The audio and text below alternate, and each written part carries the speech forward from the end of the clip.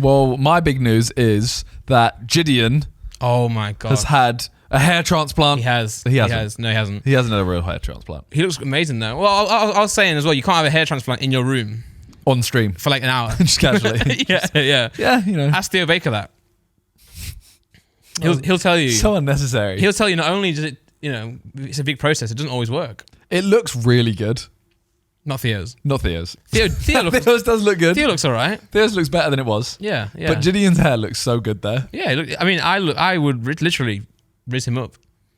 Nice. I would give him some He rizz. rizzed up ASAP Rocky. Did it work? I think so. Do you know what rizz stands for? I actually just found this out. Is it? What? It's a. It doesn't stand for anything, but guess where would it come from? It comes from Rizz-tacular. It's gonna blow your mind. Okay. Charisma. How unreal is that?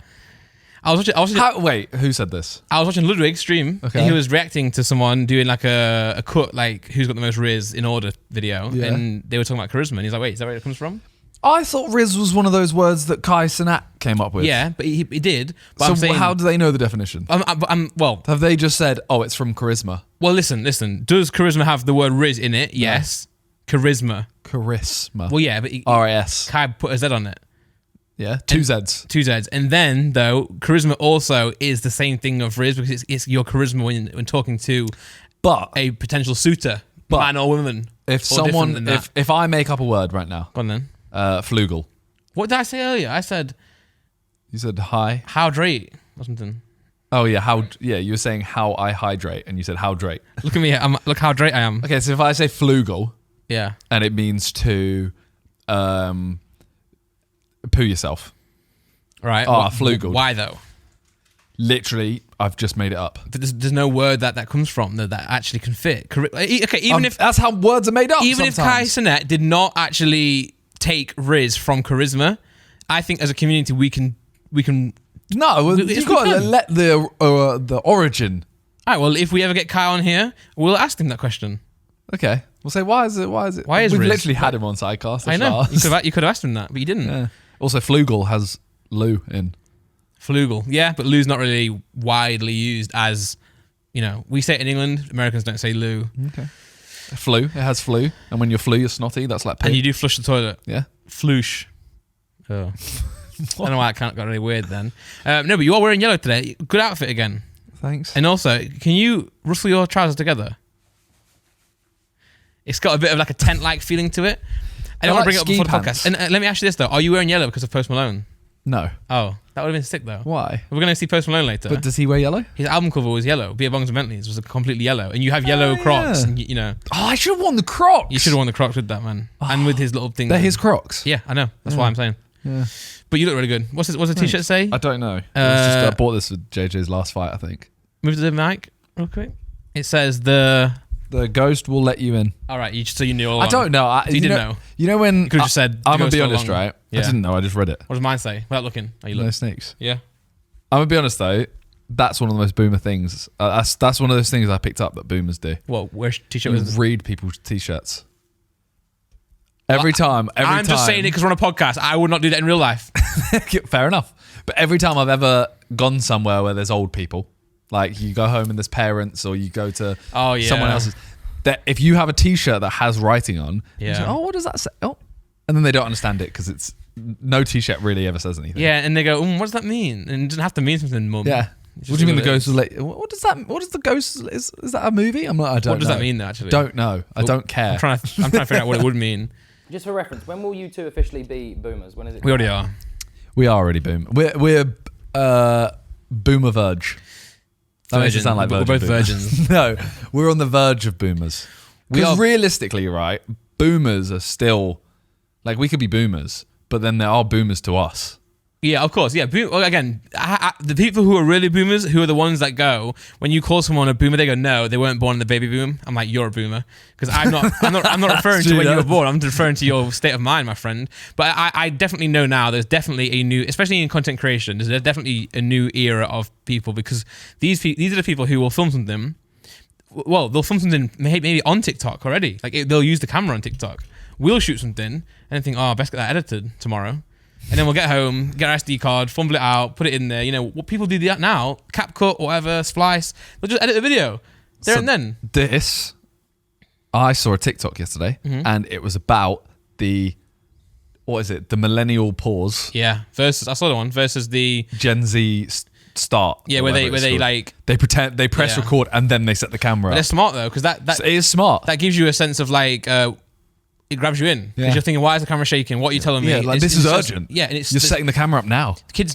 When I say kids, I mean like just the new generation. They know what to do, man. It's so annoying. Yeah. They know, and then that's why YouTube as well. These YouTubers coming out, they just know how to tell a story. Well, when did we ever tell stories on our videos? We just filmed ourselves playing FIFA. It's like a movie night. Yeah, it's like a movie. That was a story the whole time. It was. Yeah. I mean, but I'll be honest. That is. I also do think as well, we also overthink our content. I know we were talking in chat, because we were talking about Faith's channel, how she made it, it's not out yet, but she made it, or it might be, she made a sick video with Ethan. Did you read that part in the chat? It's something to do with... Oh, yeah. So that one. That's a really good idea. Yeah. That's just a really good idea. Yeah, although like people have done it. But I'm saying I feel like our... I'm not hating on it. I'm just saying like it isn't... No idea is original. No, it's not original, but I'm saying in our chat, we would have all gone, I think, like... Is it enough? What is the idea there, you know? Yeah. Whereas some people just do things, and it's like, I think we have a sense of like, will it flop or not? Whereas some people just do it. But I don't know if that's an age thing, or if that is It's a literally, mentality thing. We've been doing it for 10 years. Yeah. Like when it's fresh, right? Staker Movies, for example, was first couple years I'm doing YouTube. I'm just like, I want to film everything. I want to make a video. Yeah. So I'd take a camera. I'm around you guys. I'm just like, hey guys, we're at the cinema. We're about to have a steak. And that'd be fun to edit. And there's no 1 out of 10. There's no watch time. You just post it. It's video. But I'm saying that we are now a bit too weathered. We've been in the game too long. So of course that is a sense of us just being old timers. But also I'm saying that the younger kids don't have that anyway. So that they are also have the same energy of let's just make something cool. But you live and learn. You do learn these things. Yeah. But it does make me annoyed that I don't do more videos, because like me and John talk about video ideas for my main channel, for example, and all of them are like, okay, this one's quite a bit of effort. This one's a bit of effort. This one's. I could realistically just vlog around the house. And that would be it. I've got a friend who gives me ideas. I'm like, it's not a YouTube idea. Well, actually, that could be really good. Yeah. But I'm just like, Do you remember though, back in the day where boomer? Do you remember when that? I hate that phrase. Back in the day. Yeah. When you used to post videos at the start of YouTube. Yeah. Your YouTube. Yeah. For the first 4 years, I know YouTube was never like, there was less up and down kind of thing. Like now you get a 10 out of 10 and you're like, oh my God, you get a 1 out of 10, you're gassed. Yeah. And I know we were on the up back then, but I don't feel like I remember there being a huge scale of like a flop and you get the occasional banger. Yeah. But like you never thought of anything as a flop. No, so I think the way we saw it was if we saw a video do really well, we would try and do that again. But if it did badly, we wouldn't really know. We would just post the next one. Yeah. So that's actually an interesting way to look at it. You've got things where you guys' scale is so much bigger now because your biggest wins are like... Yeah, but even back then there was still like back then when I was getting 100k on a video, for example, 200k, 300k, I would get a random football video that goes 15 mil. Yeah. Like I did the YouTube crossbar challenge and that's on like 30 mil or 20 mil now. I would see that, but then if a video I did, a FIFA video playing with the tallest team and it didn't do that well, I don't even remember clocking that it didn't do well. Neither did I. And that could be two things. Either A, it's so insignificant that in the future you forget about those ones, or we just didn't care. Because I know what we did do though. We would look back maybe 2 weeks later and go, oh, okay, this one didn't do great. But this one did great. Yeah. But we would never, the day after that one that did badly came out, we wouldn't be there like, oh my God, I'm depressed, I'm quitting my channel. Yeah. What we do now. you know? Now it's like, we're washed, done. Yeah, I'm finished, man. But what I do remember is I would wake up the next day. This is how I would gauge the success of a video. I would wake up the next day and read the comments. Because I always know that in the morning, obviously, you're watching your comments all day, you're watching your views all day, and you go to bed and you've got 8 hours or whatever of not looking. So you get in the morning, you get to go through all the comments. I would remember that I would be sad if I didn't get many. So, but if I have loads, I'm like, it doesn't matter what they are. It could be like, oh, cool song or whatever, But then like, if there's something that's not, I'm like, damn, nothing happened. That's what I would get a bit agitated for. But no, it is bad. I think the one out of 10 is a really great concept, but the 10 out of 10 is really bad. Like for example, I was streaming yesterday and I posted a Pokemon video and I did not check the views once throughout the entire night, and I was happy for it. and I was like, oh, let me check this video. It was a video that I knew wasn't going to do very well, and I was like, let me check. Oh yeah, 10 out of 10, fair enough. But I know that if I posted that, and I was there checking, scrolling, I would have been really upset. In those next 2 hours, I'd have been a little bit down, but I was just streaming, so I didn't care. Yeah. I also saw a Tyler the Creator. He was on stage. He was speaking to the generation of his audience, and he was saying, as someone who's getting on now, to the younger kids out there, make sure you don't have anyone in your life that will tell you what to do or will judge your work based on the numbers or like the success of it. Just create your content and create your work, your art, and then let that be what drives you. And that is so true, by the way, because it is very when true. you're working on, like say JJ's case as well, when he's working on his road to Division 1 or whatever, if one flopped, if he did it nowadays and one got a 10 out of 10, it wouldn't continue. Yeah, true. And it could have been like 3 or 4 before that started to trend. So it's just like, it really is true, man. You got to focus on what you do, and then numbers actually don't matter. They actually really don't.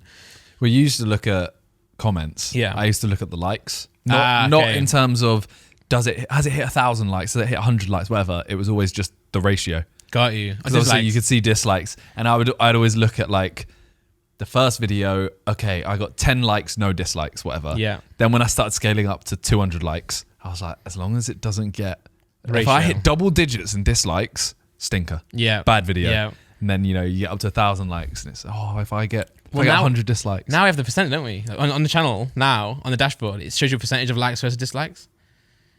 Yeah. It'll go like 99%, but then 97%. Yeah. And I'm like, but I always notice that the ones that get more views are the ones that get 97, because you have a new people now who you're annoying or whatever. But it is really interesting, man. The whole scope of all this stuff. It's That was a proper boomer talk.